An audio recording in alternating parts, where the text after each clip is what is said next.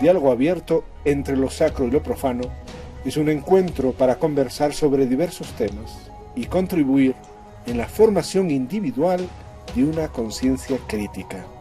Un empeño de situarnos frente a Dios y en la comunidad para construir responsablemente la historia.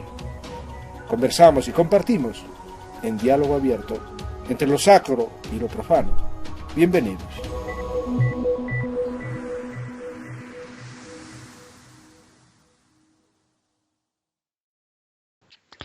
Iniciamos. Buenas tardes con todos o a la hora que nos escuchen. La primera temporada de Diálogo Abierto entre lo sacro y lo profano la iniciamos al caso, de tal manera que nos reunimos para conversar sobre el tema de Monseñor Leonidas Proaño, y a partir de ahí también coyunturalmente hablamos sobre temas de la Navidad, la oración y el ateísmo. Estos tres primeros programas nos han servido para diseñar una nueva temporada, la segunda temporada de este programa, en la que abordaremos temas que nos pueden sugerir ustedes. Tenemos los 4 primeros ya señalados y este es precisamente el primero. Como ustedes saben, el Diálogo Abierto es un encuentro para conversar, donde cada uno desde su óptica, desde su punto de vista, aborda los temas. En mi caso, como estudioso de las ciencias, de la filosofía y de la teología, y también como sacerdote, he acompañado de un gran amigo que es Manuel Pérez, a quien le saludamos con especial cariño y le agradecemos por compartir este espacio. Bien, Efraín, bueno, vamos a acostumbrarnos a no decirle obispo, sino al Alberto, para empezar.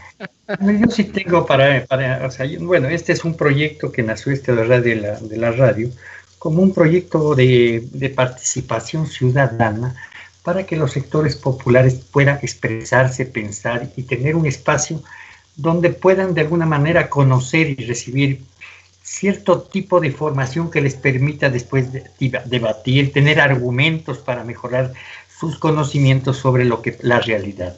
Entre esos temas, uno de los temas que sí nos preocupa mucho es el tema de la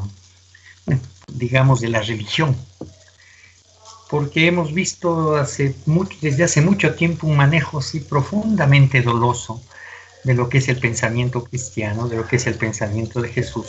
Igual queremos discutir este tipo de temas porque yo sí creo que este manejo también de la política, ¿sí? Este mal manejo de la política, este mal manejo de la espiritualidad de la gente, va generando una serie de problemas, inclusive de orden, obviamente de orden político, ¿no? De respuestas frente a problemas.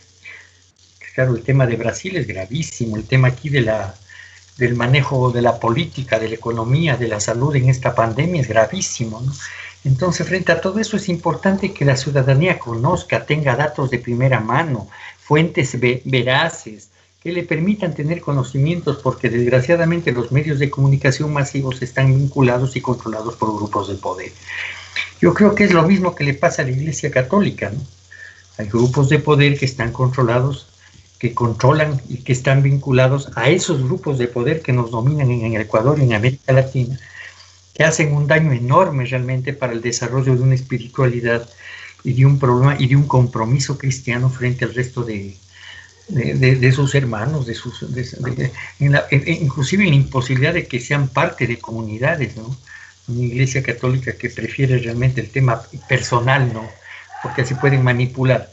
No buscan la constitución de comunas, por ejemplo, de espacios cristianos básicos donde pueda realmente la gente expresar su fe y además construir alternativas, utopías de transformación, de mejores de la vida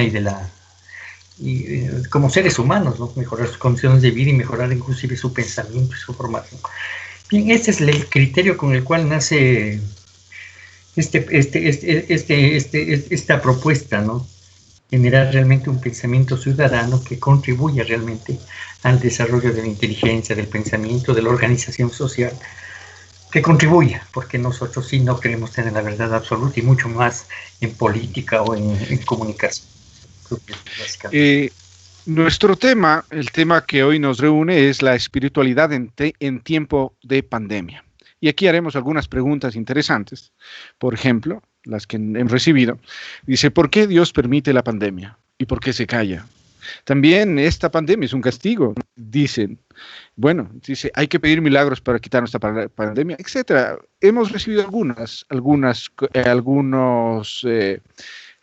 preguntas al respecto. Nos acompaña en esta tarde un excelente amigo, alguien que se dedica al pensamiento, muy cultivado, ha tenido muy buenos maestros, estudia filosofía, teología y psicología. Creo que es uno de los especialistas dentro del medio religioso en cuanto a psicología y psicología, pues enfocada a lo que es la terapia humanística. Monseñor Adalberto Jiménez, él es obispo vicario apostólico de Aguarico, perteneciente a la orden de los hermanos capuchinos, de los franciscanos capuchinos. Gracias por haber aceptado nuestra invitación y queremos comenzar para que nos cuente, ¿existe una espiritualidad? ¿Cómo la espiritualidad puede ayudar en este tiempo de coronavirus?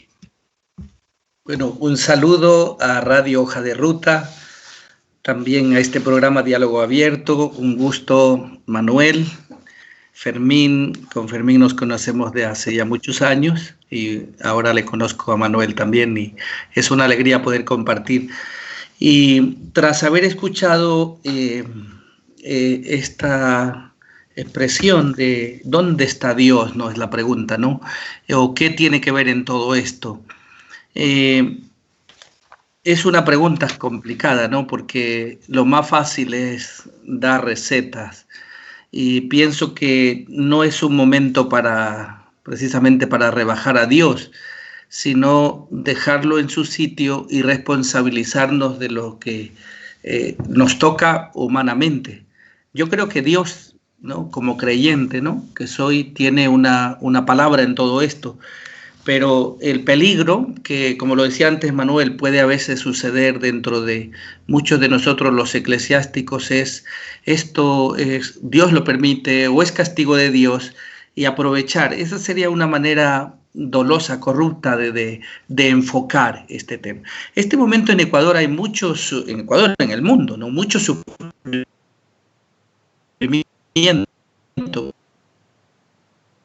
porque es mundial y de los espectáculos, ¿no? ¿Dónde están los Messi y los Ronaldos? No aparecen por ningún sitio.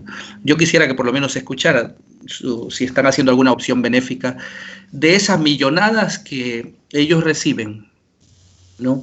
Y no voy a hacer ningún juicio de valor, sino que nosotros, más bien, cada uno nos juzguemos a nosotros, y lo mismo de nuestros políticos, que yo creo, y a veces nosotros también los religiosos, sacerdotes, obispos, que ahora es cuando más se nos llama a ejercer un liderazgo espiritual, más que religioso.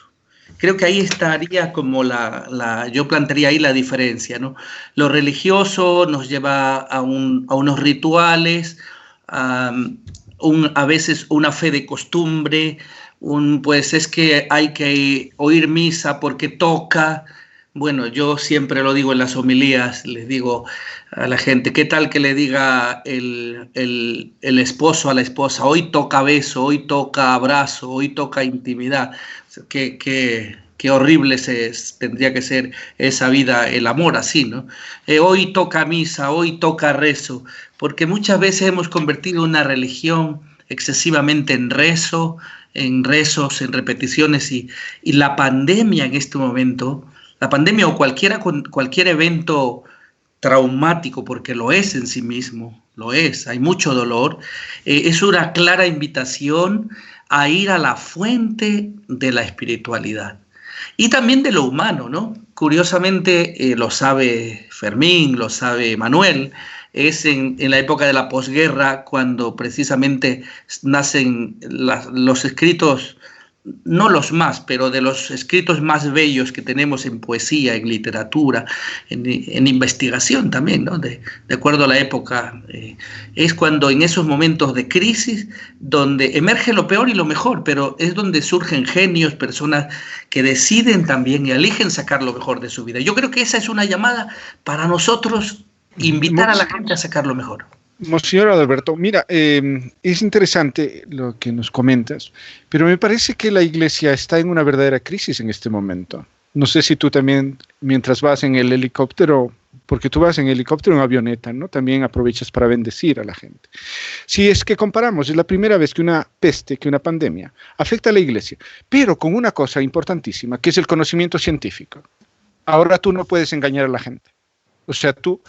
Mientras que en muchas partes tú llamabas por las campanas y pedías que la gente se reuniera y que hiciera más oración y quisiera, basta acordarnos, puede ser interpretada como queramos, pero una película que podría ayudarnos para reflexión, El séptimo sello de Bergman, ¿no? O sea, claro, toda esta la culpa y el pedir perdón y eso, pero ahora tienes una situación absolutamente nueva.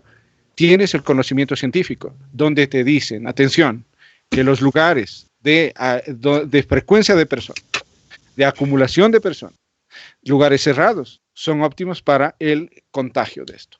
Pero esto te reta a la Iglesia para que busque otra forma. Lo que tú dices, lo de la espiritualidad, ¿cómo lo va a hacer? ¿Cómo lo está haciendo? Porque hasta ahora... hemos crecido, y me parece que todos los sacerdotes y toda la parte esta, solo los sacerdotes, bueno, también algún laico por ahí, en el uso de los medios de comunicación, o sea, en el uso del manejo práctico de ellos. Pero ya en sí, existe un pensamiento para superar esto, para encontrar una forma, porque el estar, por ejemplo, la formación de comunidad que decía Manuel, ¿no? O sea, que es lo que, en algunas partes, las parroquias ni siquiera tienen una lista de personas a las que poder ayudar, o sea, que estás hablando de una organización básica que no existe. O sea, y claro, ¿a qué cosa se ha dedicado la Iglesia y a qué cosa se dedican los pastores? En este caso, es un reto nuevo, o sea, mientras que tienes que buscar comunidad y tienes que buscar solidaridad, pero no simplemente de recitarla, sino de hacerla presente. No sé, Manuel, si tú puedes aumentar la pregunta para después darle la oportunidad para que nos responda, en este caso, Adalberto. Yo tengo un problema, o sea, ¿qué se entiende por espiritualidad, ¿no? Hay mucha gente que no cree en ninguna religión, tiene espiritualidad. Los seres humanos tenemos espiritualidad. Amamos, tenemos hijos, nos relacionamos, creemos, o sea, vivimos, o sea, todos los hombres tienen espiritualidad. ¿Qué implica la espiritualidad cristiana? Uno se pone a ver la televisión o todas las sectas que aparecen, porque aquí hay sectas de sectas y sectas de sectas. O sea, el otro día le oí a un evangélico, una de estas sectas, que le acusaba al Papa Francisco de ser uno de los causantes de la destrucción del mundo, porque está convocando a una reunión ecuménica de todas las religiones. Entonces dice, eso ya se le acabó, ¿no? O sea, claro, hay 5 o 6 libros sagrados donde todas las diferentes religiones creen que tienen la verdad. Entonces... y cada una más dogmática que otras. Entonces, pero claro, que yo voy a eso. ¿Qué es la espiritualidad? Claro, hoy frente a la pandemia, claro, Cristo es el responsable de la pandemia, Jesús, Dios. Pero Jesús también es responsable de la curación, ¿no? O sea, cualquier cosa, ¿no? Se dice cualquier cosa. O sea, la espiritualidad se ha convertido como una expresión de la ignorancia, más que de la profundidad de las cosas, ¿no? O sea, la ignorancia de todos estos pastores, estas gentes, estas cosas. Y en general, la ignorancia es parte del tema del manejo de la religión y de la fe, porque siempre hay temores, pánicos, castigos. La ignorancia, la espiritualidad no es producto de la razón, sabiendo que además el problema de fe es un tema realmente espiritual, porque no es un tema que se pueda probar, pero sí tiene alguna racionalidad, algún tipo de respuesta frente a ese tipo de cosas. O sea, yo sí creo, ¿cómo entender realmente qué espiritualidad debemos tener los católicos, los cristianos, los que creemos en el pensamiento, en la palabra de Jesús? Que no sea con todo lo duro que puede ser esta basura de pensamiento que se genera, que hace que todo sea responsable de Dios. Lo bueno, lo malo, cualquier cosa, o sea, todo es una cosa de locos, ¿no? O sea, Y claro, este rato están desesperados los empresarios porque les den los 600 millones y claro, son los únicos y obviamente ellos son los únicos protegidos y bendecidos por Dios, ¿no? Porque así resulta. Porque los otros, los que salen, los miserables, los que generan las pandemias, son castigados, son demonios, ¿no? Casi. Pues la pobre gente que tiene que comer tiene que salir a la calle. Entonces realmente yo creo que es el problema de fe. Yo creo que también parte de alguna racionalidad, o sea, cómo ser cristiano, cómo ser consecuente, cómo racionalizar mi fe para poder entender lo que pasa en el mundo. Lo que decía el Fermín, hoy tenemos ciencia. La ciencia se contrapone realmente a la fe. El otro día leí a un cura en el bautizo de mi nieto que decía, no, vayan donde el Ministerio de Salud, no vayan donde ningún lado, vengan acá y recen, aquí se van a curar la pandemia. O sea, esas irracionalidades es brutal. Porque tenemos una ciencia que ha permitido que los seres humanos hoy puedan vivir mucho más. Pero eso quiere decir, o sea, la muerte de Dios, o lo contrario, la ignorancia genera a los dioses. O sea, son cosas que uno debería ponerse, preocuparse, entender, Manuel, para tener un programa. Pones una carga bastante grande para la respuesta, poniendo una carga bastante densa. Empezar a concretar las cosas, ¿no? O sea, porque uno se pone a ver la televisión y ve cosas brutales, dicen cualquier cosa. O sea, la fe es un producto de la ignorancia, de la torpeza, que nos pueden engañar lo que están diciendo. O sea, ponte colito, ponte esto, come esto, come millón de cosas para curar la pandemia. Cuando la OMS te dice lávate las manos y maneja, no sé, métete en cuarentena, ¿no? Y se va controlando la cosa. Pero claro, para entrar en cuarentena necesitamos tener un poco de plata para poder comer. Pero bueno, las cosas son más simples de toda la mentira y todo el cuento que nos tiran, ¿no? Por eso digo, la fe es problema de la ignorancia, de la torpeza, del temor. O la fe es otra cosa, ¿no? Es una racionalidad, bueno, pero que entra en amor, respeto. Vamos a tratar de analizar y de proponer algunas soluciones. Adalberto. Sí, bueno, qué interesante todo esto, porque ese es el sentir, ¿no? de lo que está presente en este momento. Yo creo que hay una sensación en el mundo de nosotros los seres humanos, como aquí yo estoy en plena selva, ¿no? Y pues tengo una suerte que tengo un patio grande, que es la cancha ahora del colegio vacía, que está muy verde, ¿no? Porque ha llovido bastante. Y he estado viendo estos días las hormigas, que nos dan una enseñanza enorme. Y yo creo que a nosotros es como que ha venido una tormenta y nos ha dañado el hormiguero, que iba como aparentemente ordenadito. Digo aparentemente, ¿no? Y viene esto y todo lo pone patas arriba.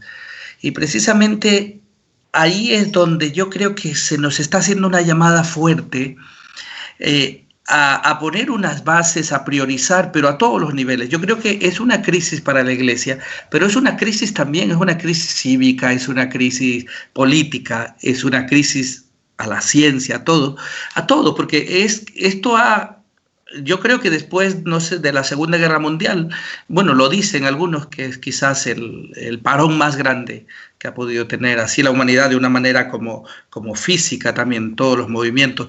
Imagínense, más de 200.000 vuelos diarios que quedan paralizados, o sea, todo el tráfico. Y a la vez es como también un momento de paradoja, ¿no? Porque por otro lado el planeta se está limpiando, ¿no? Yo soy franciscano, soy capuchino franciscano, como lo ha dicho Fermín, y leer hoy día esa noticia y ver unas imágenes de que la capa de ozono, que había un agujero que se ha cerrado, de animales que no veíamos antes y están incluso en la ciudad. Estamos viendo delfines casi a la orilla del mar en Manta. No sé si vieron ese video de un venado sorteando las olas allí en Montañita, en Manabí. Bueno, y en varios sitios, ¿no? Lugares que hace más de 50 años no se veían ¿no? Desde cierto lugar, los Alpes, el Himalaya, ahora se logra ver. Es decir, la paradoja, ¿no? De un mundo tan acelerado, tan materialista. Y yo creo que ahí habría que poner el acento, porque creo que hay una religión demasiado materializada, demasiado metalizada. Lo digo para la religión católica como para otros credos. Hemos puesto el acento sobre una religión como muy metalizada. Y pena, porque incluso lo digo sin un juicio, pero sería triste, ¿no?, que varios de nosotros querramos abrir los templos, porque el tema, que la motivación puede ser espuria o puede ser muy espiritual, ¿no? Y puede ser también muy solidaria, ¿no? ¿Qué tal? Yo quiero abrir el templo porque me quedo ya sin comer, ¿no? Así que es una posición un tanto egoísta, ¿no? O abro el templo porque en verdad quiero que la gente se encuentre, porque como ese tema lo has tocado así de pasada, Fermín y Manuel, lo toco claramente. Yo no quiero hacer un juicio de valor de las otras posturas, pero quiero decir la mía.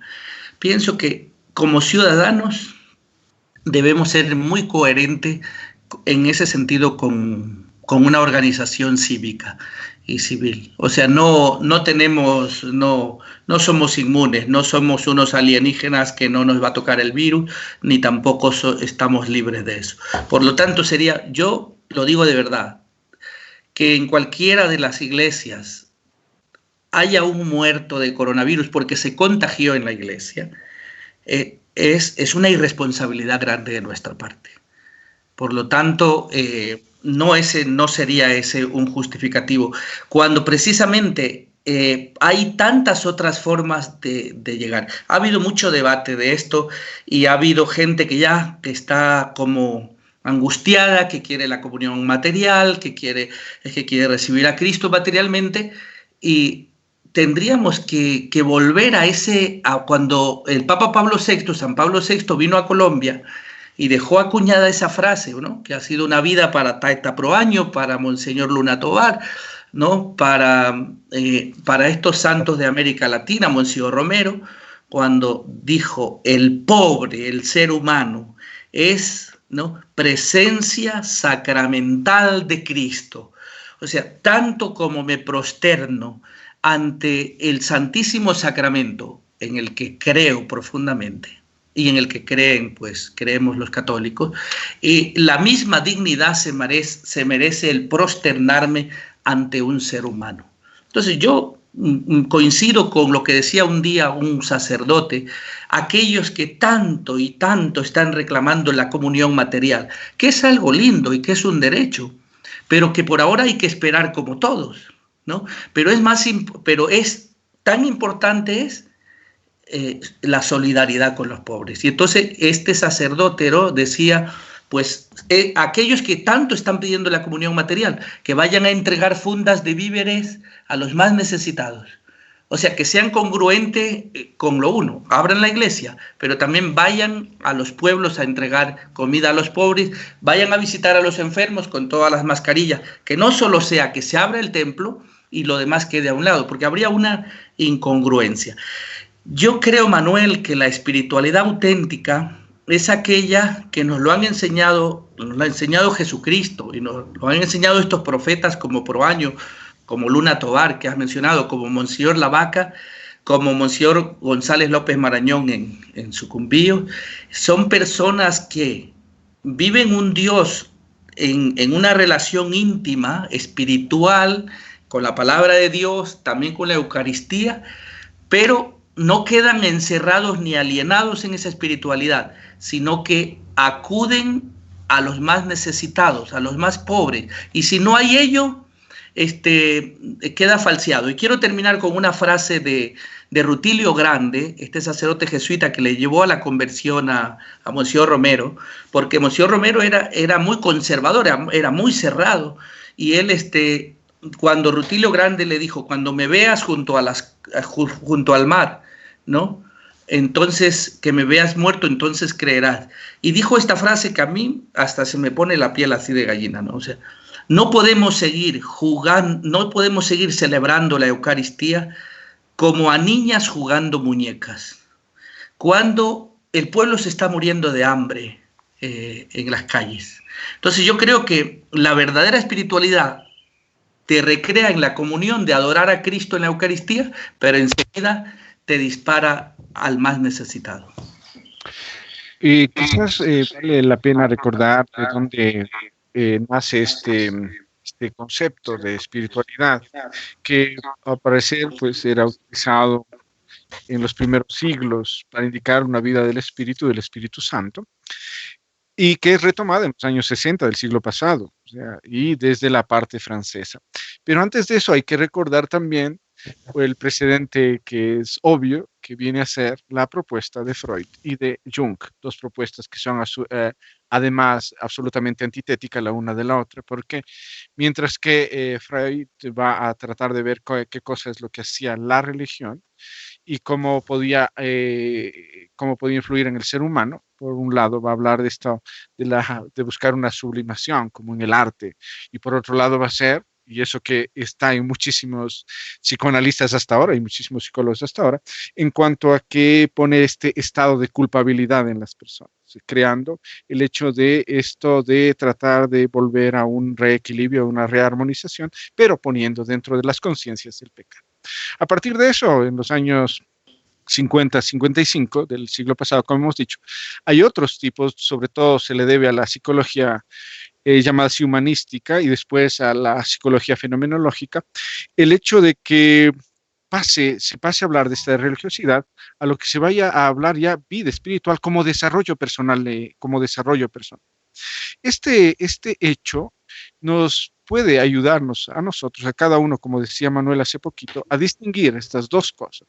Aquello que viene a ser una religión absolutamente reducida a lo que vendría a ser un sistema de ritos, que en nuestro medio vaya a saber qué cosa significa. O sea, porque en cada uno, por ejemplo, cuando a uno le bautiza, que hemos hablado ya de esto, y no sé, aquí en algunas partes, en algunas comunidades, no sé si se puede decir comunidades o grupos humanos, se denomina, por ejemplo, quieren bautizar al guagua porque está enfermito. O sea, es como el remedio, porque eso es la forma como hay que curar al niño, llora de noche, es el bautismo. O simplemente pues tienen un encuentro para ver, esto se encuentra, si es que analizamos y aplicamos un poco de una lectura antropológica cultural, podríamos ver cómo, por ejemplo, cuando hace el brindis la mamá, el papá, el padrino ahí, se refieren a una de las cosas, y claro, los conceptos católicos, los conceptos que se han celebrado en la iglesia, pues parece ser que son solamente un estar ahí, pero sin haber profundizado en los mismos. Lo mismo se puede decir de otros ritos, o sea, diferenciar aquello que sea la religión, la religiosidad y la religiosidad popular con mucha más fuerza, de lo que vendría a ser una espiritualidad en su sentido de querer que las personas humanas, que cada uno de nosotros busque la realización, saber qué cosa es lo que son mis necesidades básicas y cómo poder responder ante ellos. En este caso, hay propuestas ahora, al menos de la psicología contemporánea, muy, muy agudas, y me parece que vale la pena tomarlas en cuenta. Manuel, tú que siempre estás en esto, ¿cuál papel crees que tú deberías ser, en este caso, la religión católica con respecto a las sociedades ahora? Hemos hablado de organización, que muchas veces parece ser que no está. E inclusive el sentido propio de la libertad de los individuos. No sé si es que podríamos conversar de esto. También a propósito de espiritualidad, a partir del desarrollo de la persona, o sea, del individuo, de la realización personal. Yo estaba pensando el tema desde el otro día. O sea, yo creo que, claro, como ser humano me duele, porque además lo que decía Padre Adalberto, el tema de nosotros no estamos exentos de que nos podamos enfermar, de que nos dé la peste. Pero claro, como ser humano, como ecuatoriano, como persona que vive en esta comunidad, me duele lo que está pasando en este país. Pero como cristiano debería ser más, o sea, lo que decía, ir más allá, ¿no? O sea, condolerme de eso y luchar para que esto no se vuelva a dar. No la pandemia, porque no la podemos evitar, pero la forma de tratar el tema. O sea, desde lo cristiano debería ir más allá, compartir. Y desde lo que es cristiano y en la política, ver cómo empato este tema y voy más allá. Yo sí creo que hay que volver a retomar cosas que me parecen, o sea, claro, podría ser hasta medio medio iluso, medio utópico, medio ir hasta el sacrificio por los seres humanos, por los otros, ¿no? Nadie piensa en eso, o sea, ¿por qué no comprometernos más allá del dar? ¿Por qué no hacer de esto otra forma de entender la política, la vida, el ser cristiano, el ir más allá? porque nos quedamos, claro, yo sí que veo que, o sea, tenemos limitaciones, porque claro, Ahora, no somos parte de comunidad, no somos parte de organización, individualmente tampoco puedes ir más allá, pero ¿cómo ir haciendo ese ir más allá? Que implique hasta el sacrificio si es necesario, para cambiar las lógicas del manejo de la fe, del manejo de entender el mundo, de solidarizarnos con los seres humanos. Porque a mí sí me duele, porque el otro día leí al tipo al alcalde que dice que ha hecho una gran obra, no sé qué. Le acusa a un pobre hombre de que ha estado con la peste y a los 3 días sabía que estaba la peste y se cayó muerto. Es un idiota, es un irresponsable, pero no es un idiota, es un hombre que tiene que trabajar porque no debe tener otra forma de vida. O sea, es un tipo que se sacrifica por algo, debe haber tenido hijos, familia, pero se le ve como un idiota, ¿no? Que está matando, no. Y como eso, de gente, hay 60% de ecuatorianos que se están muriendo porque además nadie les da de comer. Porque sí, no pero ahí tienes, ¿cómo ir más allá? tienes a unos ecuatorianos que han sido formados por la religión católica, ¿no? Y los políticos se declaran, inclusive en campañas, como católicos. ¿Cómo justificas eso? En Guayaquil la alcaldesa es social cristiana. Entonces es gravísimo. O sea, ¿cómo entender esto? O sea, ¿cómo ir más allá en el ser cristiano? ¿Cómo recuperarse en la vida, en la solidaridad, en la política? Es ir más allá. O sea, yo sí creo que, claro, a veces es, claro, desgraciadamente uno puede compartir algo, ¿no? Tampoco se trata, no sé. El ir más allá implica dejar todo y abandonar y caminar. O sea, que eso habría que ver si se puede hacer, si es posible volver a hacer cosas así, de ir más allá. La pandemia nos permite ver cómo, por ejemplo, unas estructuras absolutamente que parece ser que no tienen a Cristo, que no tienen a fe, que no tienen la fe católica. ¿Hay responsables de eso? Quería hablar en primer lugar de esta llamada que ustedes también la tocan, entre religión y también una llamada a la religión y a la política, o a los religiosos y a los políticos. Cuando digo religiosos no solo me refiero a sacerdotes religiosas, sino a los que tenemos la fe católica o evangélica, ¿no?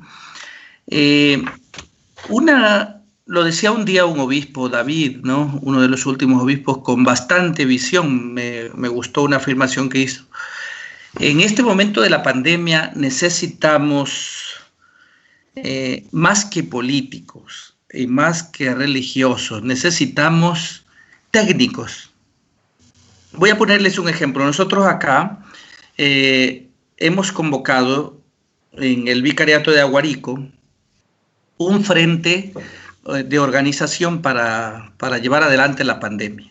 O sea, quitando un poco lo típico de que como que la iglesia es la que va a abanderar ahora 1000 fundas de alimentos para los pobres. No, vamos a crear vamos a unirnos con el COE, con el MAGAT, la iglesia también forma parte, también la iglesia evangélica está dentro. Hemos formado todo un centro unitario, más o menos somos como 15 organizaciones, de tal manera que esa reunión, que ya la formamos hace más de un mes y una semana, nos ha hecho ver lo desorganizados que estábamos. El defensor del pueblo repartía fundas de alimentos por un lado, la iglesia por otro, el COE por otro, y creo que es muy importante en estos momentos, Manuel, Fermín, es muy importante en estos momentos que aprendamos que lo aprendamos para aplicarlo, ¿no? Que tenemos muy poco sentido práctico para accionar una crisis. La prueba es Guayaquil, pero no solo Guayaquil, o sea, donde se ha visto la ineptitud del manejo de la crisis y hemos quedado como unos países de América Latina peor organizados en eso. Pero acá, por ejemplo, nosotros en el COCA estamos en la misma desprotección, ¿no? Porque hay una desorganización enorme en lo político, pero también en lo religioso. A todos nos ha cogido como sin preparación. Y ahora se hace más que necesario, yo le decía a las profesoras y profesores del colegio, desde los niños, ¿no?, de la escuela, del jardín, se hace necesario toda una formación cívica y una formación práctica, porque lo hemos perdido, ¿no? Y lo hemos perdido. Y eso yo creo que es como una vuelta a ello, ¿no? Sí. Yo creo que ustedes coincidirán conmigo. Hoy día, aunque no seamos nuestros sobrinos o vuestros hijos, no seamos gente de dinero ni esto, pero estamos creando una sociedad de gente bastante inepta e inútil. O sea, no levantan ni el plato de la mesa. No estoy hablando de gente que son del primer mundo o de esto. Y no levantan ni el plato de la mesa porque lo hace la mamá, lo hace la empleada, lo hace el papá. Y hay una generación, o sea, súper estos millennials, o sea, sin quitar los valores que tienen, que también los tienen, pero no saben sembrar un tomate, una zanahoria, o sea, se han quedado incapacitados. Entonces yo creo que en este momento se nos hace una invitación, y también en la religión, a quitar la culpa y a hacernos cargo, o sea, desde abajo, sin depositarle todo a Dios. Me viene a la mente un ejemplo, no lo he podido constatar si es o no verdad, pero dicen que para responder a esto de la pandemia, con un ejemplo de algo que dicen que sucedió en una parroquia en México, en todo lo grande que es México, que se quemó una guardería. Murieron alrededor de 20 niños y llevaron al párroco, hicieron el funeral de todos estos niños que se quemaron. Y entonces uno le preguntó, bueno, padre, ¿y por qué todo esto? Y el padre le dijo, miren, es que Dios necesitaba un coro de ángeles en el cielo. Bueno, les cuento que casi le queman. Le queman a él, también casi lo hace, no sé si un ángel para Dios o para otro lado. Es decir, tenemos que quitar esas respuestas tan facilonas, yo tengo la suerte, digo, el regalo que tuve también que coincidimos, yo estaba ya en España, tú venías de Italia a una corrida de toros, me acuerdo, Fermín, que allí. Y yo estaba estudiando todo el mundo de la terapia, me movía en 2 universidades, que era la Complutense y era también en el Instituto Unido a Comillas también eran docentes. Y al abordar el mundo de la terapia, es decir, que haya un ser humano que se preocupe de lo humano, ¿no? Esa frase de San Ireneo, la gloria de Dios, la grandeza de Dios, es que el hombre sea pleno, que el hombre sea feliz, que el hombre sea grande. Entonces que debemos, y ahí está el mandato de Jesús, que ya mismo lo vamos a tener en Ascensión, cuando dicen el ángel, israelitas, ¿qué hacen mirando al cielo? O sea, miren más al suelo, o sea, tenemos que mirar no tanto al cielo, sino al suelo para ver que este Dios está comprometido con la historia. Y ahí tenemos que ver estos, porque sí los hay, Manuel, estos brotes quizás no son tan mediáticos, no están en 24 horas ni en Ecuavisa, ni en CNN, ni en Netflix, pero que vamos viendo unos testimonios hermosos de ese padre de familia que se parte el lomo y que ya es un jubilado, pero que sale a vender sus productos subrepticiamente para llevar 5 panes a su casa, ¿no? Y esos signos yo creo que es la generación de la nueva humanidad.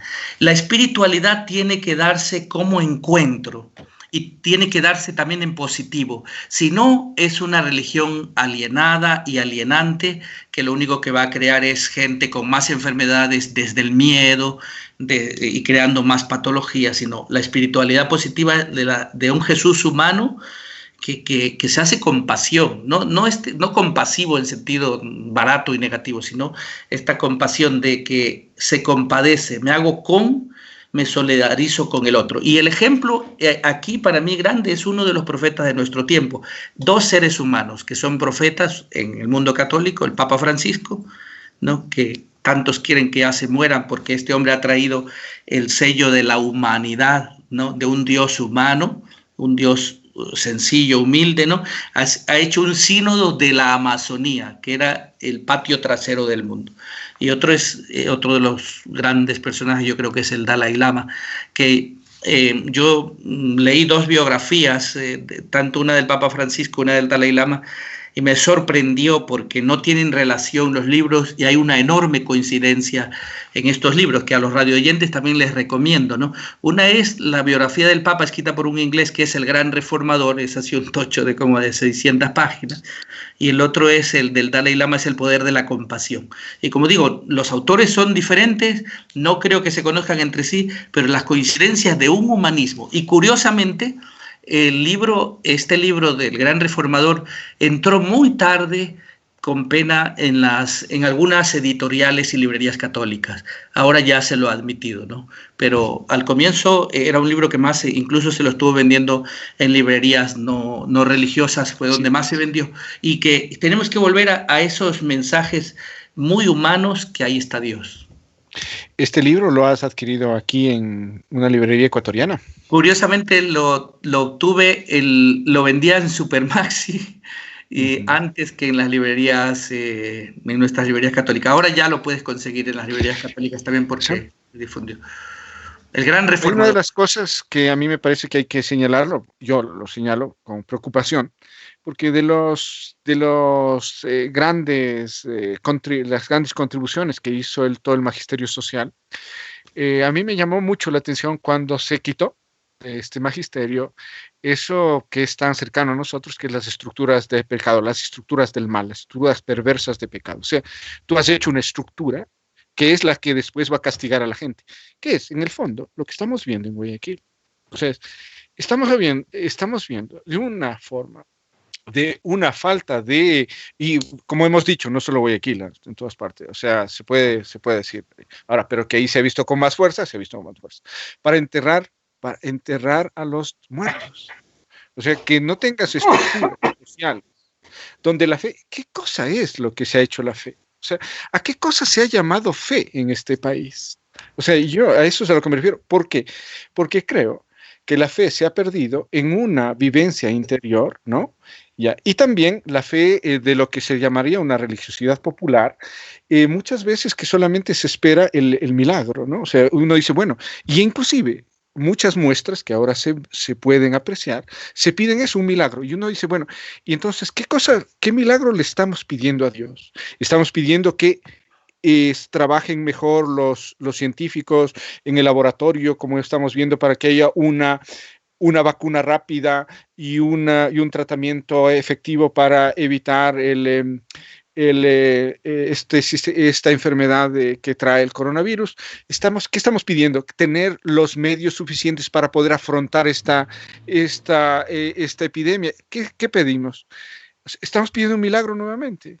O sea, a lo que me refiero yo es, mientras una fe, como ya señalaba el magisterio social de Juan Pablo II, no vaya a hacerse cultura, y cuando se dice cultura se está hablando de estructuras propiamente sociales. Entonces eso, pues, sí que para mí me ha resultado preocupante.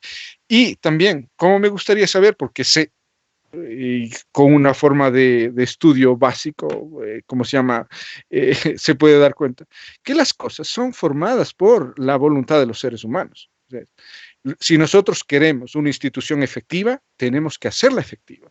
O sea, no se generan así. Si es que dejamos un terreno ahí, especialmente en el oriente o en la parte también en la serranía, pues se llena de malas hierbas. Si quiero tener un jardín, tengo que sembrar. O sea, si yo quiero estructuras que vayan a ayudar al ser humano, tengo que formarlas. Y si nunca les he formado, si ahora estoy, en vez de esto, todavía esperando esa lectura, digamos así, providencial, ¿no? Con esa providencia un poco, porque aquí podría ser mal interpretado, pero no con esa forma de decir la del castigo, ¿no? Y por eso yo quería decir, bueno, por fin ahora sí puedo hacer la pregunta, podría decir esto, es no con esa forma de entender el providencialismo como un castigo de Dios, sino más bien como el hecho de mi vida es aquí y he recibido de Dios una promesa, he recibido un don a la que yo debo responder. ¿Cómo lo voy a responder? Eso es una respuesta personal que tarde o temprano, y al final, si uno recuerda a los grandes padres de la espiritualidad, va a ser, pues sabes que al final de tu vida, esta frase que es tan repetida, pero al final de tu vida serás juzgado por el amor, que significa la capacidad que tuviste de la compasión y de estar junto al otro. Esto de las estructuras de pecado. ¿Cuántas veces estamos viviendo con ellas y no tenemos el valor de denunciarlas? Y al que le denuncia le va mal. No sé, esto en nuestro medio parece ser que es común. Sí, ahí está las estructuras de pecado, el mal, ¿no? Eso está tan arraigado, ¿no? Yo creo que hay mucho bien también. Recuerdo mucho a Facundo Cabral, ¿no? 1 millón de besos no hacen ruido, pues una bomba hace mucho ruido, ¿no? Y creo que el bien, tantas mamás, yo creo que tantas personas ahora en la soledad de esta pandemia, en su núcleo pequeño de su casa, están dando muchísimo amor, ¿no? Frente a un mundo también violento. Yo invitaría, ¿no? Me invito también a la religión tiene que liberar a la humanidad de la culpa, de lo culposo, porque quedar enganchado. Hay una culpa sana, y sí la tenemos que reconocer. La culpa, eso es, hablo desde la psicología, ¿no? La culpa sana es, pues bueno, si yo robé y, y me confieso, tengo que devolver lo que robé, ¿no? O sea, no, porque puedo confesarme para tranquilizar mi conciencia, pero de alguna manera tengo que remediar ese mal, ¿no? Hay otros males que de pronto no lo puedo remediar, o alguien que golpea de una violencia brutal y casi destruye a otro. O sea, el que una persona tenga culpa de ello es sano porque le invita a un cambio, pero ya la otra culpa enfermiza, la tenemos que quitar, ¿no? La tenemos que quitar, y muchas veces está arraigada desde el propio hogar y a veces conectada con un Dios al que deformamos. A mí me encanta la imagen de la Virgen del Carmen, pero de la cintura para arriba. Digo, porque de la cintura para abajo está el purgatorio y ahí están cayendo en el fuego del infierno, del purgatorio, parecen fritada que nunca se consume la gente, ¿no? Entonces, sí. No lo había visto así, pero es genial. Sí, sí, Manuel. Pensaba que había... la transmisión. Ya. Solo para cerrar con ello, que ojalá no hablemos de culpa en esta pandemia. Yo no me atrevo a decir si la crearon en un laboratorio o si esto nació de un murciélago. Yo no tengo ahorita elementos de juicio para afirmar una u otra cosa, pero tampoco le endilguemos a Dios que está castigando a la humanidad. No. Esto nos lleva a una llamada de atención al ser humano. ¿A dónde vas con tanto materialismo, con tanta prisa, con tanta corrupción, con tanta religión sin compromiso con el ser humano? Y haz un parón para mirar tu vida más hacia adentro y generar un cambio más humano. Yo creo que esa es la llamada al que se nos hace. Tuvimos un programa dedicado a lo que era la muerte y en el cual expresábamos, el título era la proscripción de pensar sobre la muerte. Y valdría la pena saber que la enfermedad, el sufrimiento, la muerte, los reveses, lo que se necesita esfuerzo para salir, son parte de la vida. Y quizás son para poder aprender cada uno de nosotros, para ser más fuertes. De no, ¿qué cosa sería?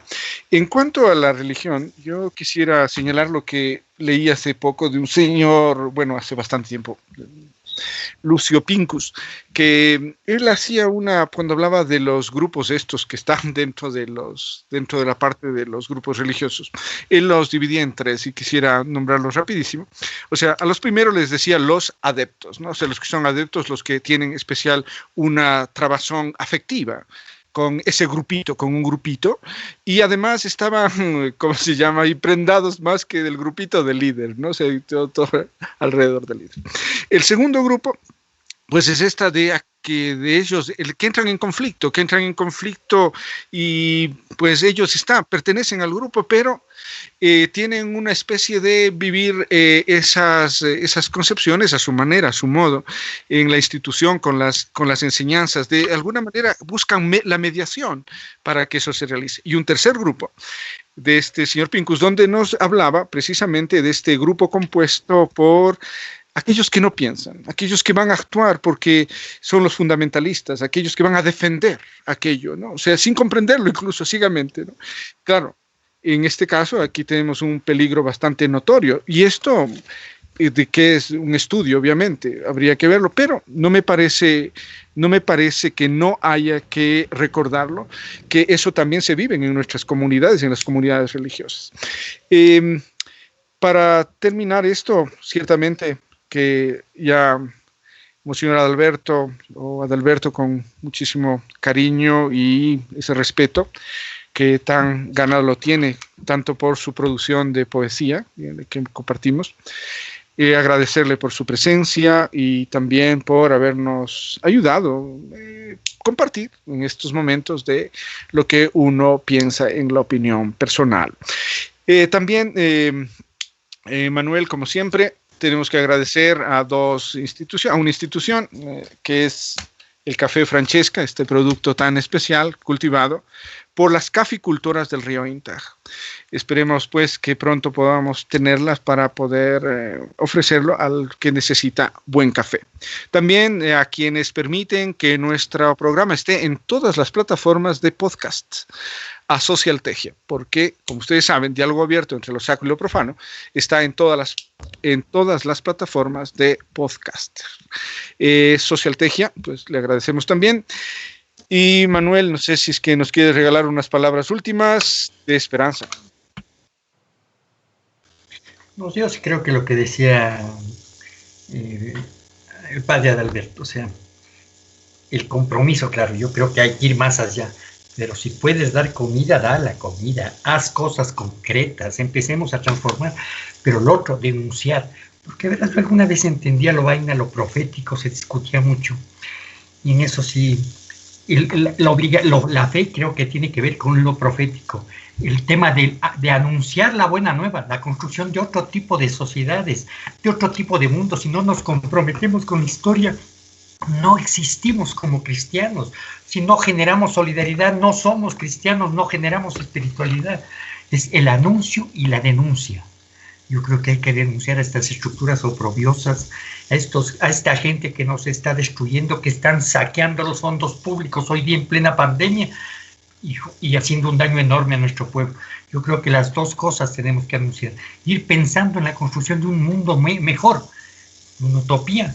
Y lo otro, denunciar todo este sistema injusto, decadente, que hace un daño enorme a la humanidad y que no nos permite ser humanos, ¿no? Porque la pobreza material genera realmente pobrezas espirituales. Yo creo que hay que construir otro tipo de cosas, y realmente yo creo que la espiritualidad parte por eso, aprender a ser profetas, es decir, aprender a comprometerse en el tiempo y en la historia con sus pueblos. Gracias, Fermín y Manuel. Precisamente acá, y de paso les agradezco esta noticia final, la dejaba para el final. Aquí hemos sufrido el 7 de abril, ustedes saben que hubo un derramamiento de más de 15.000 barriles de petróleo, ¿no? Y hemos presentado el vicariato, Monseñor Selmo Lázaro y un servidor, nos hemos unido para presentar la denuncia contra esto, porque esto clama al cielo. El quedarnos callados es un pecado de omisión. Y nos hemos unido y hemos presentado también la demanda contra Oleoducto de Crudos Pesados y Petroecuador y Petroamazonas, porque esto, y el Ministerio de Ambiente, porque es una verdadera negligencia, y la desaparición de la cascada San Rafael, ese emblema natural, ese patrimonio natural que desapareció, tiene nombres, tiene culpables y hay que denunciarlo, como decía Manuel, con todo el rigor, con toda la fuerza. Y luego les invito a los que están en casa, dar todo el amor posible. El amor de Dios es el que le des a los seres humanos que tienes a tu lado, y siempre tendrás a alguien a tu lado a quien le puedes dar lo mejor, y en esa persona tienes que ver a Dios. Muchas gracias. Para cerrar, sí quisiera volver a insistir en la lectura de estos preciosos documentos del Papa Francisco, que me parece que es el culpable de esta pandemia, como decía Manuel. No culpable en el sentido de decir, atención, nosotros somos parte de esta creación maravillosa de la naturaleza, la creación del Señor. Y luego el documento interesante sobre la oración, que nos ayuda a entender que una oración, si no va a estar compartir en familia con los que se convive, y también si no tiene un efecto social, pues qué cosa sería. Nuestro agradecimiento al maestro Edgar Yanchapaxi por la fotografía de promoción, por todo el equipo que está detrás de la producción de este programa, y nuestro mayor deseo para que el documental en el que hemos trabajado tanto, en el que tanta gente está interesado, que es Taita Proaño, el Taita Subversivo, tenga ya una fecha para poder estrenarla, y esperemos que Monseñor Adalberto también nos acompañe para el estreno de Monseñor Leonidas Proaño, el Taita Subversivo, una documental de José Zambrano Brito.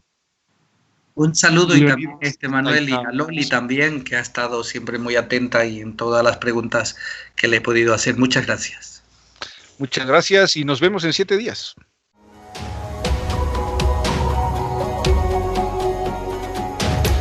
Quienes hacemos diálogo abierto entre lo sacro y lo profano, agradecemos su atención. Esperamos sus comentarios y sus sugerencias, en este afán de construir responsablemente la historia. Hasta pronto.